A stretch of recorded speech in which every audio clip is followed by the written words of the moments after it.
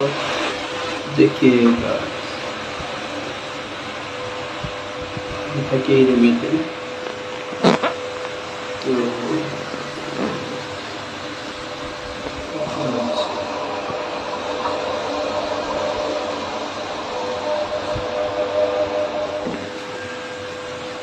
আমি কিন্তু থাকি এই রুমেতে, খুব কষ্ট থাকি। মানে একটা ছোট্ট রুম, এখানে আমি টাইম পাই না কাজের ক্ষেত্রে। তো আমার সকালবেলায় কাজে বেরিয়ে যেতে হয় 9টার সময় করে, আর আসি সেই 10টার সময় 11টার সময় করে।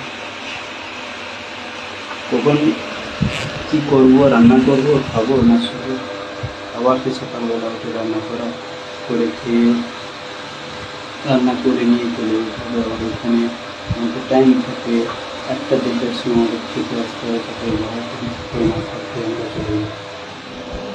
তো কথা হচ্ছে, খুব মানে লকডাউনের পর থেকে এই ছোটো একটা রুম পেয়েছি, এই রুমেতেই থাকি। বর্তমানে রুমের ভাড়াও প্রচুর, খুব সমস্যার ভিতরে থাকি, খুব কঠিন অবস্থা, খারাপ অবস্থার ভিতরেই আছি।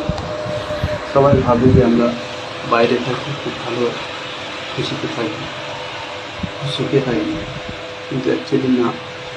খুব যারা বাইরে আছে প্রত্যেক ছেলেদেরই খুব কষ্টে তাদের